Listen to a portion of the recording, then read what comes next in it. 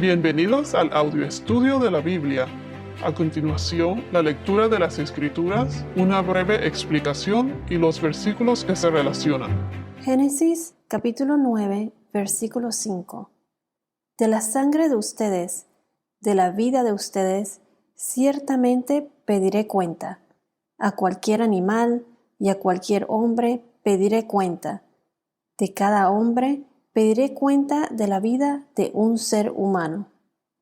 Hasta ahora hemos visto que Dios le dio un nuevo comienzo a Noé y a su familia. Él salvó y preservó a la humanidad por medio de Noé.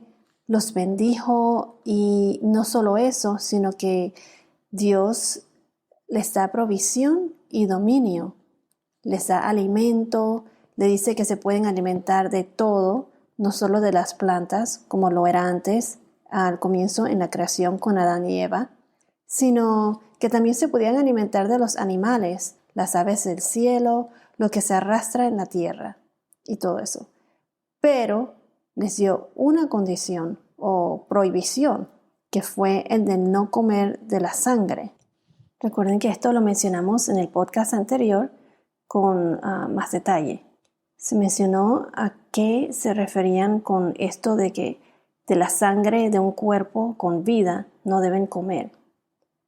La sangre ya se usaba para sacrificios y ya tenían un protocolo o método para ofrecer sacrificios al Señor. La única sangre en vida de la que debemos tomar es la sangre que Jesús derramó por nosotros en la cruz. El Cordero de Dios que quitó los pecados del mundo para salvarnos. Jesús fue ese sacrificio, el Cordero puro, limpio, sin pecados, sacrificado, como mencionamos anteriormente. Por eso cuando en la última cena, antes de que Jesús fue sacrificado, tomando una copa y habiendo dado gracias, se las dio a sus discípulos, diciendo que beban todos de ella, porque esa es su sangre, la sangre del nuevo pacto, que será derramada por muchos para el perdón de los pecados.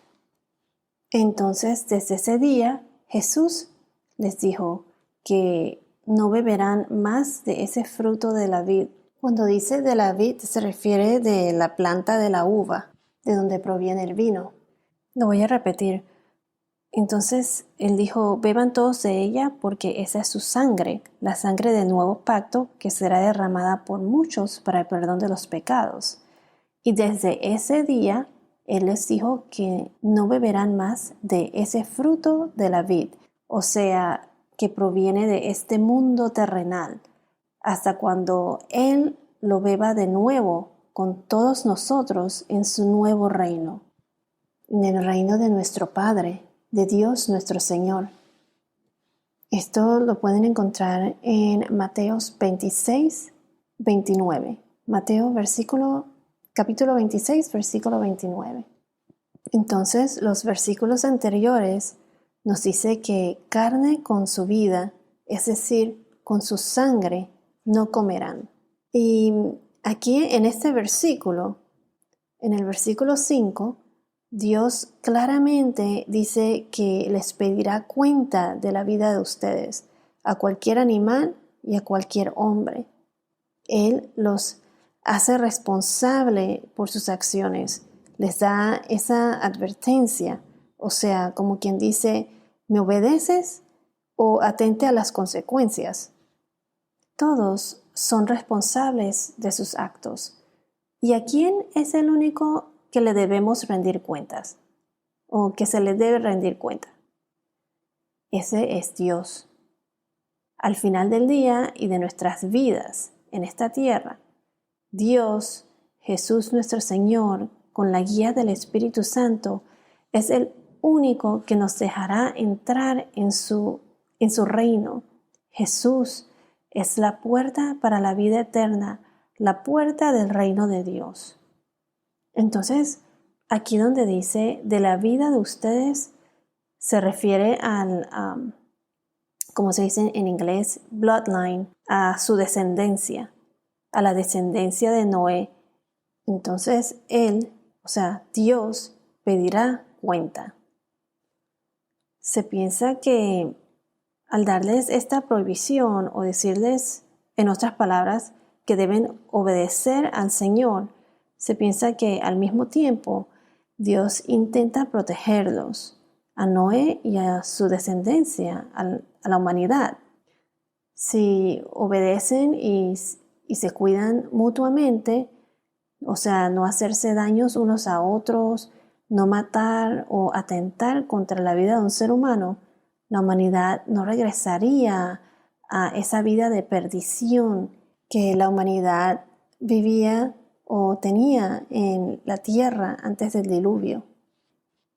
Si Dios te rinde cuentas por todo lo que haces o por cómo vives ahora, ¿qué le dirías? ¿Hay algo que podrías cambiar en tu vida?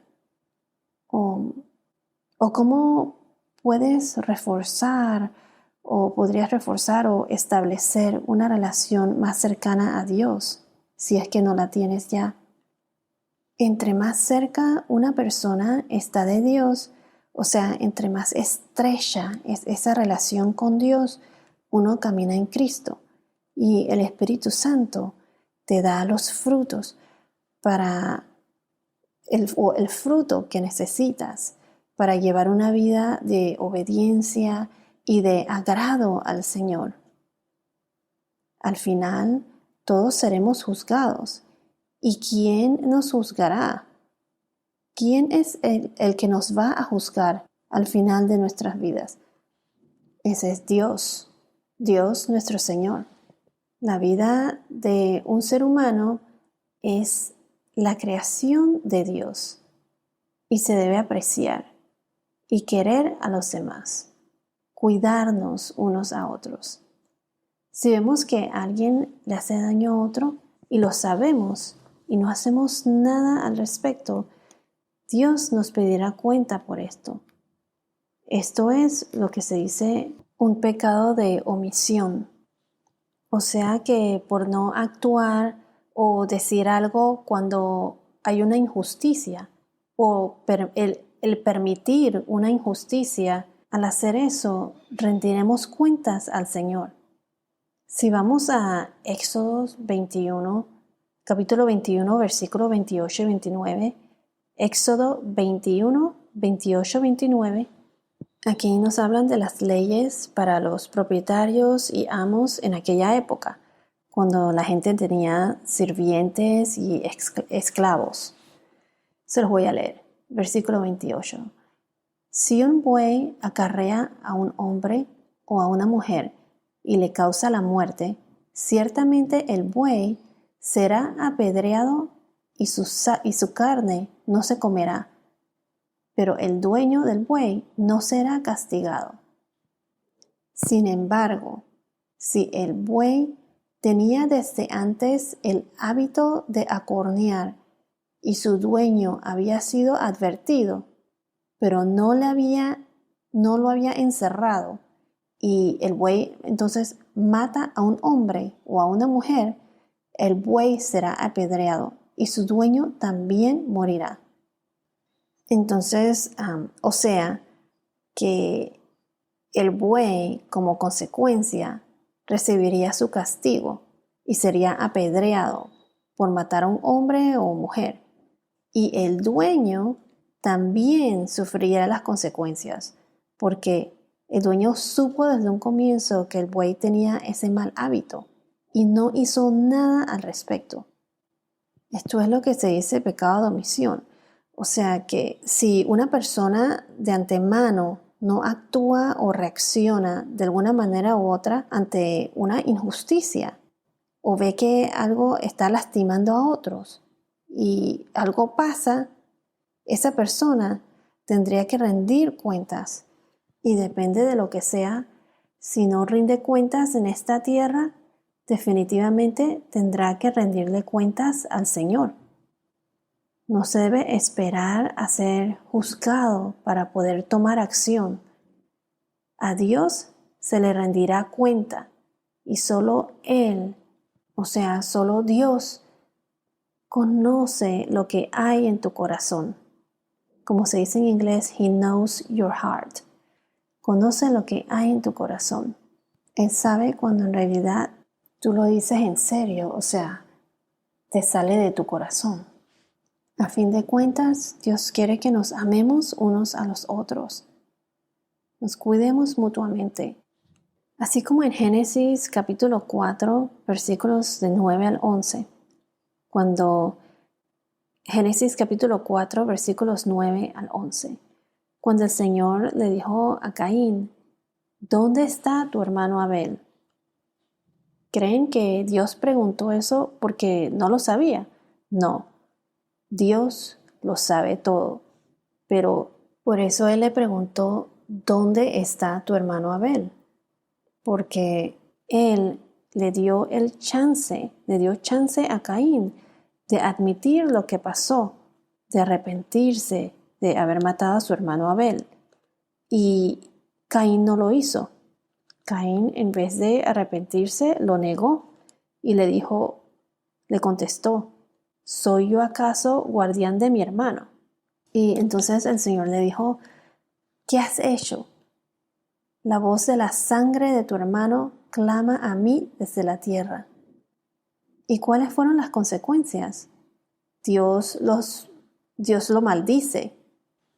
Y entonces Él le dice a Caín, se los voy a leer en el versículo 11, ahora pues, maldito eres de la tierra que ha abierto su boca para recibir de tu mano la sangre de tu hermano. Bueno, entonces algún día todos seremos juzgados y rendiremos cuentas al Señor. Recuerden que Dios te ama y Dios quiere lo mejor para ti. Nuestros actos tienen consecuencias, pero pienso que nunca es tarde para arrepentirse y para hacer algo al respecto. Cuando llegue el momento, a Dios es al que le vamos a tener que rendir cuentas. Bueno, esto es todo por ahora. Que tengas un día muy bendecido y hasta la próxima.